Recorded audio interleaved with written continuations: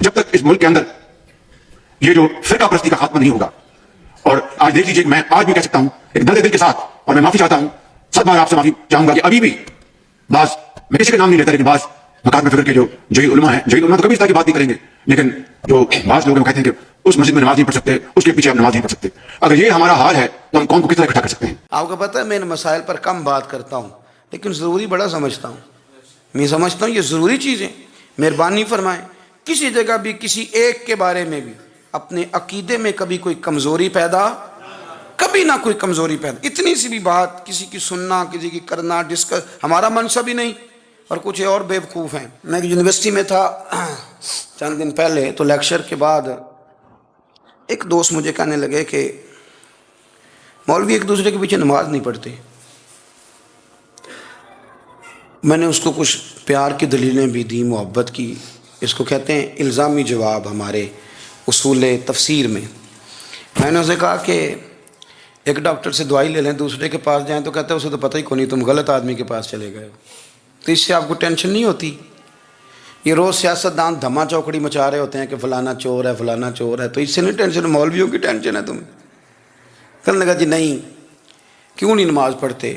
میں نے اسے کہا یار، اور وہ مجھے کہنے لگا جی آپ بڑی مثبت بات کرتے ہیں تو اس لیے میں نے آپ سے سوال کیا ہے. میں نے کہا یار بڑی سادی سی بات ہے، اگر تیری سمجھ میں آ گئی تو ٹھیک ہے، نہ بھی آئی تو منوانا تو میرے ذمہ ہے بھی نہیں، بتانا میرے ذمہ ہے. تو یہ بتا، میں نے کہا تیرے ابا جی کو، تیری اماں کو بندہ کافر کہہ گزرے، کوئی مولوی بہت بڑا شیخ الحدیث ہو، اصول تفسیر پہ، فقہ پہ، حدیث پہ دسترس رکھتا ہو، اور مستحضر علم ہو اس بندے کا، تیرے ابے اور اماں کو کافر کہے تو نماز پڑھتا ہے؟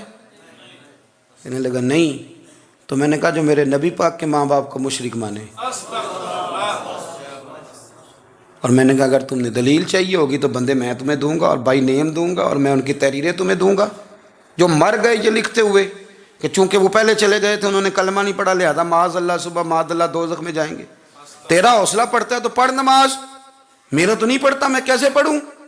اور اس قدر کمزور نظریے ایک آدمی کہ اپنے قلم سے لکھتا ہے، اپنے قلم سے اپنی کتاب میں لکھتا ہے کہ جس مچھلی کے پیٹ میں حضرت یونس نے کچھ دن گزارے وہ مچھلی جنت میں جائے گی. دے شرم نہیں آتی؟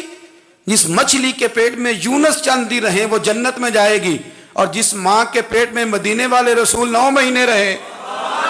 یہ حیا نہیں آتی تجھے بات کرتے؟ اگر پھر بھی سمجھ نہ آئے تو ہم سے آ کے عقیدہ سن. ہو درود تجھ پہ بھی آمنہ، ہو درود تجھ پہ بھی، تیرے لال پر بھی سلام ہو.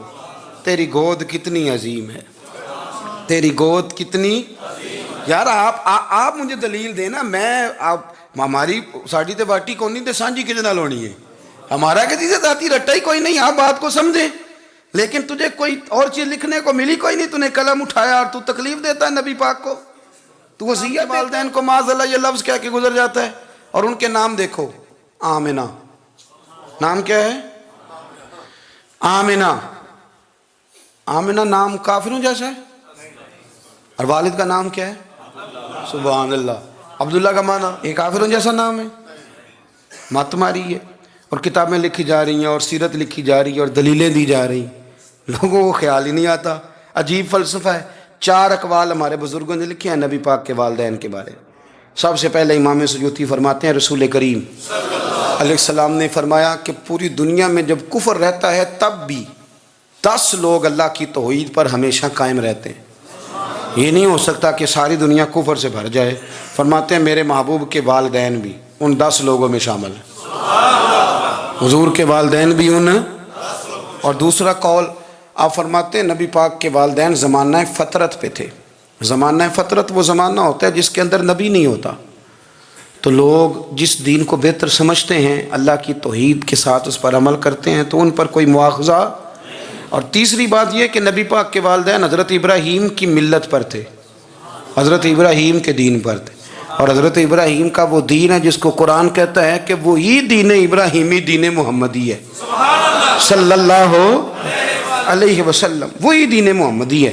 اور چوتھی بات جس کو علامہ ذہبی نے لکھا، علامہ خفاجی نے لکھا، قاضی اعجاز نے لکھا، محدثین نے لکھا، حدیث کی راوی سیدہ عائشہ صدیقہ ہیں رضی اللہ تعالیٰ عنہ، کہتی ہیں رات کو میں اٹھی تو میں نے نبی پاک صلی اللہ علیہ وسلم کو روتے ہوئے دیکھا. یا رسول اللہ کیا ہوا؟ فرمایا میں نے رب کریم کی بارگاہ میں عرض کی تھی، یا اللہ میرے ماں باپ کو زندہ کر دے تاکہ وہ میرا کلمہ پڑھ لیں، ہیں تو پہلے بھی دین فطرت پر انہیں کنتم خیر امت ان کا اعزاز بھی نصیب ہو جائے تو حضور فرمانے لگے اللہ نے انہیں زندہ کیا ہے، وہ میرا کلمہ پڑھ کے دوبارہ قبروں میں گئے ہیں۔ تو امام سیوطی فرماتے ہیں کہ وہ نبی پاک علیہ السلام کی امت کا اعزاز بھی اللہ نے انہیں عطا کر دیا ہے۔